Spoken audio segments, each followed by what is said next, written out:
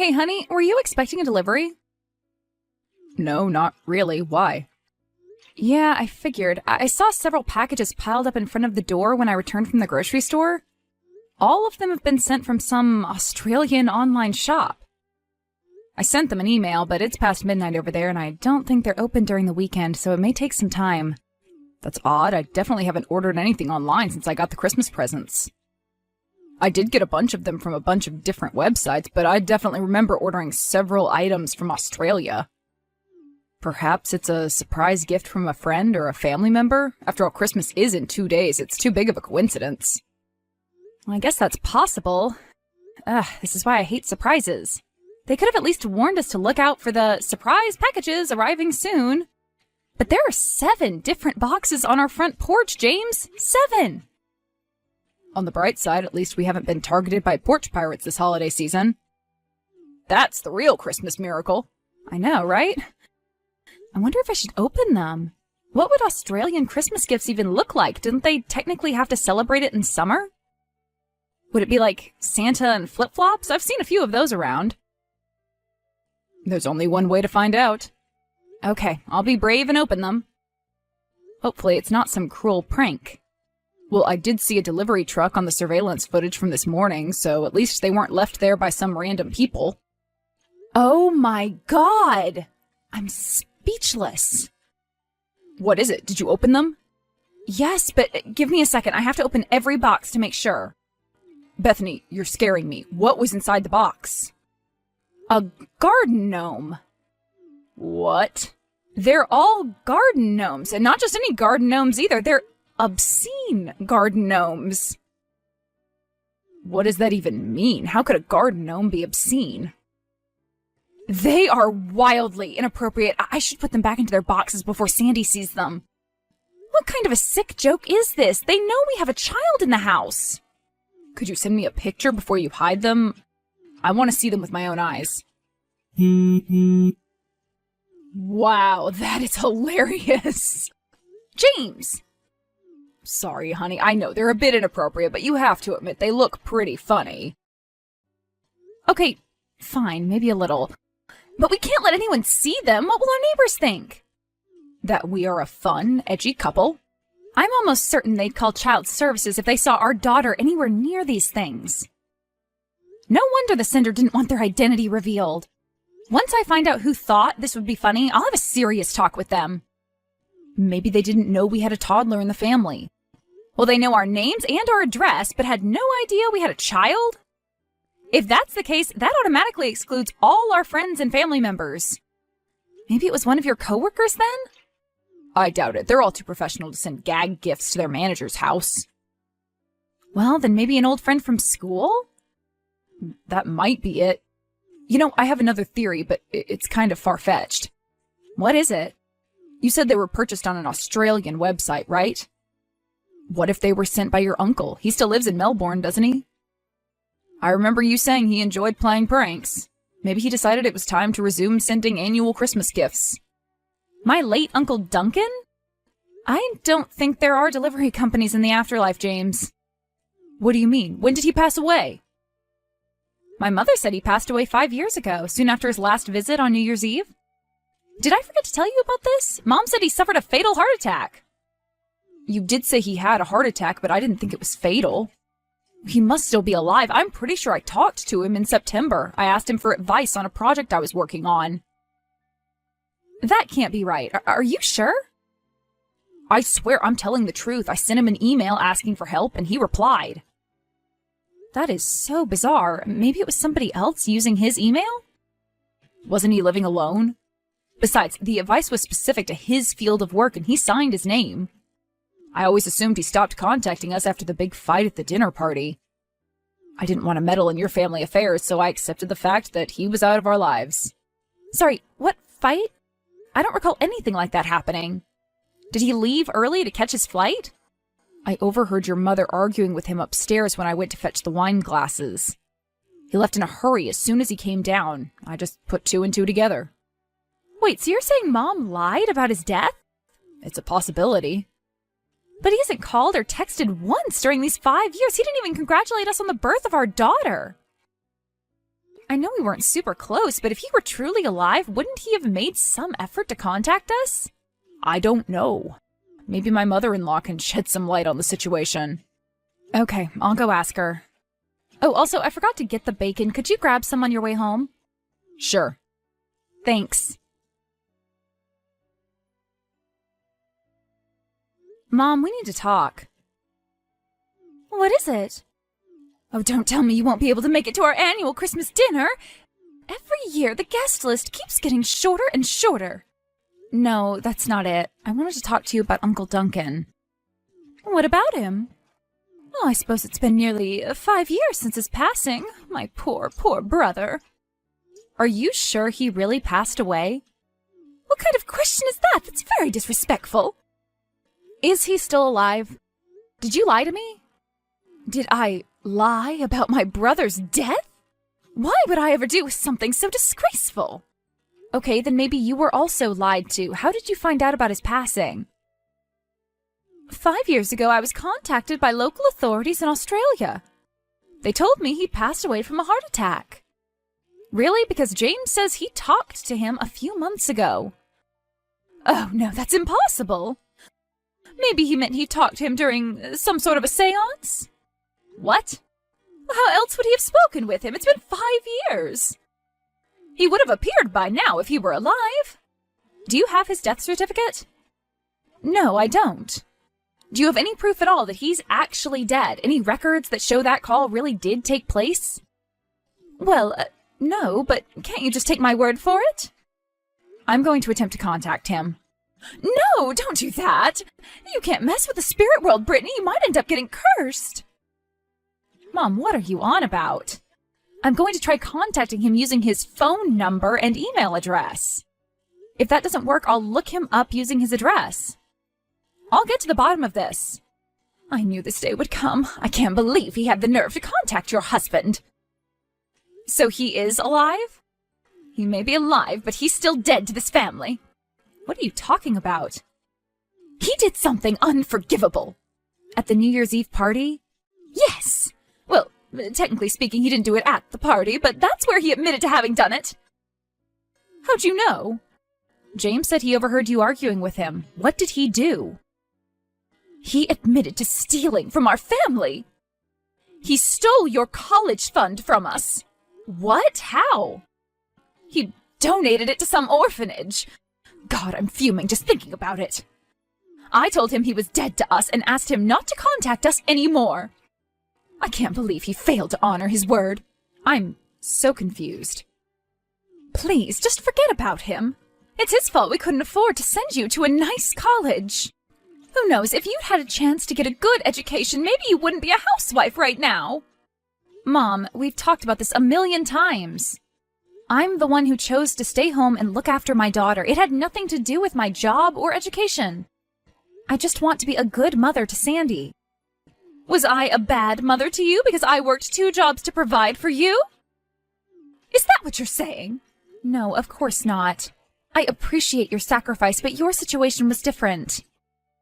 You had to do that because Dad was too sick to work. James has a great job. He can afford to take care of us. What if he gets fired? What if you get divorced? You should always have a backup plan. I do have a backup plan. Really? What might that be? I'll move in with you. That's not funny. I'm being serious. I'll move in with you until I've found a stable job. Would you turn us away? Of course not. Well, that settles it then. I can't believe we're fighting right before Christmas. This is a disaster. It's all Duncan's fault. You could have just told me the truth from the start. And you would have agreed to cut him out of your life? For donating my college fund to poor orphans? I get why you're angry. I do, but I'm still a bit conflicted. I'm sure those orphans needed the money more than I did. And I did end up dropping out of college, so maybe it was for the best. Okay, then think about it this way. What if I took Sandy's college fund without telling you and donated it to a random homeless shelter? Wouldn't you be enraged? I'd be angry, but not angry enough to tell her you'd passed from a heart attack. You're being unreasonable right now. I'm being forgiving. What better time to forgive people than Christmas? Maybe we can reach out to my uncle and try to reconcile. You can do whatever you want, but I'll never forgive him. Fine, I'll reach out to him on my own then. Fine. Uncle Duncan, this is Bethany. How are you doing? Oh, hello. I'm doing fine, thank you. Sorry, I know we haven't spoken in years. No, I get it. Oh, I would be angry too. How have you been? Well, I spoke to James briefly about a work matter a few months ago, but I was scared to ask about you for fear that you still hated me for what I'd done. Oh, we've been wonderful. We welcomed a beautiful baby daughter 4 years ago. Her name is Sandy. That's fantastic news. Congratulations. I wish I'd known sooner. I'd have asked James to get us something in my name. I've been honouring Tori's wish to stay away from her family, but this year I'm hoping I'll finally be able to reconcile with her using a special Christmas gift. A special Christmas gift? Could you tell me what it is? It's the money I owe her. I've been working hard to save up enough to repay her. I was planning on sending it to her this Christmas. I'm not asking for her forgiveness. I just want to make things right. I told her I'd do this 5 years ago, as soon as I realized what I'd done. But I guess she didn't believe I was being serious. Sorry, what do you mean by as soon as you realized what you'd done? Well, honest to God, I had no idea I'd given away your college fund all those years ago. I only realized when she brought up that old box in our parents' attic, and how mad she was that the movers had lost it. As soon as I realized, I apologized and told her I was the one who donated the box to an orphanage, not knowing its true value. She kept the money in a box? Well, no. She kept the toys in the box. Toys? Yes. Her rare Beanie Babies. Back then, I had no idea what they were. I just assumed it was a box filled with our old toys. Oh my God, that was my college fund? I'm at a loss for words. Could you do me a favor, Bethany? I've recorded a voice message apologizing to her. Once she receives the money, could you have her listen to it?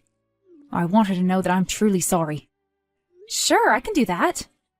Thank you. I'll email it to you. All right. I'd also love to send some gifts to your family. Do you still live at your old place? We do, yes. I'm guessing you haven't sent any surprise packages to us recently, then? No, I'm sorry. As much as I wanted to, I knew you wouldn't be pleased to hear from me. I understand. I wasn't trying to make you feel bad about it. Thank you for telling me what happened. Sure, no problem. Mom, seriously? Beanie Babies? I see you've spoken to my brother. Yes, I have. That's why you cut off ties with him and lied about his death? Anyone could have made that mistake. They were just some old toys. Some old toys? Everyone knows what Beanie Babies look like. Nobody in their right mind could have looked at them and thought they were some cheap plushies. Why should I give him the benefit of the doubt just because he's a guy? Stuffed toys aren't gendered. He should have known better. Who said they were gendered? He did! Not directly, but what else could he have meant when he said he couldn't tell them apart from regular toys? I mean, I can't tell them apart from them either. That's because you grew up in a different generation. Okay, if you say so. Anyway, did you tell him I told you he died? No, I didn't. I felt bad for him. He's clearly been feeling remorseful all this time. Remorse is not enough. I worked so hard to collect those things. He stole your future. I'm doing just fine. But you could be doing better. With that money, you could have attended an Ivy League school. An Ivy League school? Mom, I barely graduated from high school. Higher education isn't for everyone. I'm perfectly happy this way. You don't have to lie to me, Bethany. I know this has been your dream since childhood. No, it's always been your dream. I'm sorry, but you can't expect to live vicariously through your children. What are you saying? You know what I'm saying. I'm sorry you didn't get a chance to do it, but this is the life I chose. I have no regrets. I see. So that's how you feel. Anyway, I'm sure you'll soon see that my uncle has repented. I highly doubt that. You might even invite him over for New Year's. Why would I do that? I'm just saying, never say never.